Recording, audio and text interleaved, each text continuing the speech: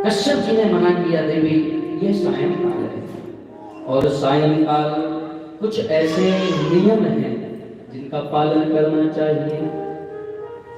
हम ऐसा घोर तमाम वेला घोराणाम घोर दर्शन, ये राक्षसी बेला कही जाती है शाम को।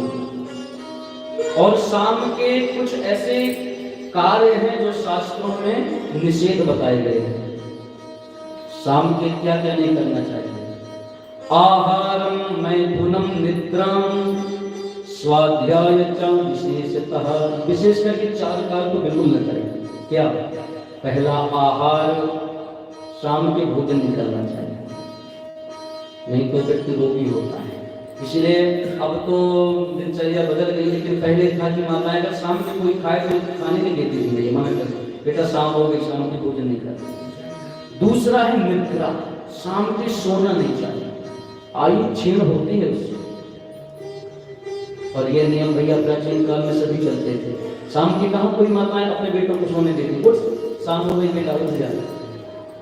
और शाम के अगर पत्नी है तो पत्नी को पति का सहवास और पति को पत्नी का सहवास नहीं करना चाहिए सायंकाल। अगर ऐसा की तो उनकी जो संतति होगी वो राक्षस प्रवृत्ति की होगी, दुष्ट होगी। इसलिए शाम के ध्यान में ये सब चीजें बहुत शास्त्र की बताई है। और जो विद्यार्थी सायंकालीन सूर्यास्त की बेला में पढ़ते हैं उनकी विद्या भी क्षय होती है, क्षीण होती, कम होती। सायंकालीन भगवान शिव, भगवान शंकर अपने गणों के साथ में जितने भी नगर हैं सब जगह घूमते हैं और देखते हैं जिसके घर में सीताराम सीताराम, राधे श्याम, नारायण आदि संकीर्तन होता है उसके घर में जाकर उसको बहुत आशीर्वाद देते हैं। और जहाँ पर लोग ये सब चीजें करते हैं, सोते खाते मिलते हैं, उनको श्राद्ध भी देते हैं। इसलिए सायंकालीन नहीं, ऐसा घोर तमावेरा, ये घोर तम आसुरी बेला है। लेकिन भैया दिति जी को तो भूत सवार था, दिति जी नहीं मानी। दिति जी आकर के कश्यप जी का हाथ पकड़ ली और अंत में उनकी इच्छा की पूर्ति भी हो गई। लेकिन उनके पति कश्यप जी को बहुत क्रोध आया कि देखिए मेरे समझाने के बाद भी आपने यह स्थिति उत्पन्न करी। लोकान सपालास्त्री चंडी मुहुराकंदयिष्यता, इतने लोग में बोले अरे चंडी तूने मेरी बात नहीं मानी, अब तेरी जो संतति होगी वो भयंकर दुष्ट राक्षस होगी। जब ये बात सुनी दिति महाराज का भूत उतर गया, रोने लगी, चरणों में गिर गई। महाराज मुझसे अपराध बन गया, बहुत रोई, कुछ तो उपाय बताएं, क्षमा करें। कश्यप जी ने बाद में कहा कि देवी अब संतान तो तुम्हारी दुष्ट होगी, लेकिन तुम्हारे संतान की जो संतान होगी वो भगवान का बहुत बड़ा भक्त होगा। तो वही आगे चल के प्रहलाद जी हुए और वही दिति के गर्भ में हिरण्याक्ष और हिरण्यकशिपु आए। और हिरण्याक्ष और हिरण्यकशिपु जब दिति जी के गर्भ में आए तो विदुर जी ने पूछा कि महाराज ये कौन है? ये हिरण्याक्ष और हिरण्यकशिपु कहां से आए? मैत्री जी ने बताया ये भगवान के पार्षद हैं, जय और विजय, द्वारपाल, हरि के प्रिय लोग।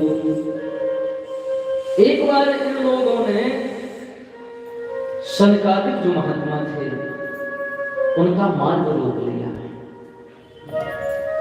एक संत को भगवंत से मिलने में बाधक बने, उसका दंड ये मिला कि इनको आकर के 3 जन्मों तक राक्षस बनना पड़ा।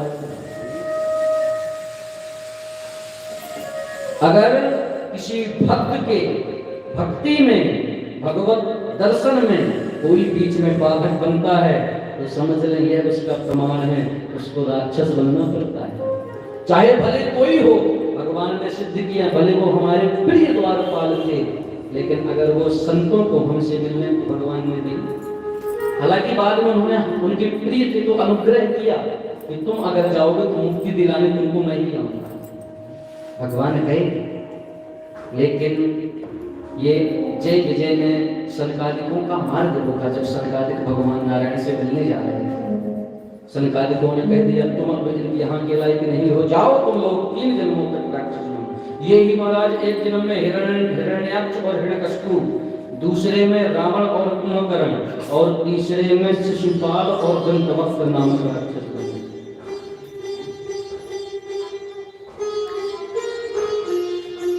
जय और विजय दोनों दिति मैया के गर्भ में आ गए।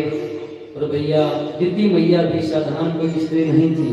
जब जाने की मेरे गर्भ में दैत्य आना है, राक्षसों को बरपाना है, 100 वर्ष तक अपना गर्भ धारण करके रखी। 100 वर्ष पूर्ण वर्ष सते साधरे पुत्रौ प्रसूवीर्यमो। और 100 वर्ष बीत जाने पर दिति जी के गर्भ से 2 जुड़वा बेटे जन्म लिए। और भैया देखते देखते वो कितने विशाल रूप हो गए, पर्वताकार हो गए, आकाश छूने लगे, बहुत विराट स्वरूप हो गया। एक की आंखें बिल्कुल सोने जैसी चमकती थी, इसीलिए इसका नाम पड़ा हिरण्याक्ष। अक्ष माने हृदय, अक्ष माने आंख, और सोने हिरण्य माने सोने। आंखें इसकी सोने जैसी चमके। और हिरण्यकशिपु जो सोने को अपनी चादर बना के सोए पड़ा। हिरण्यकशिपु 2 हुए। और महाराज हिरण्याक्ष कितना बलशाली था, यह अपने बल का भार भी सह नहीं पाया। इसने उठाई गदा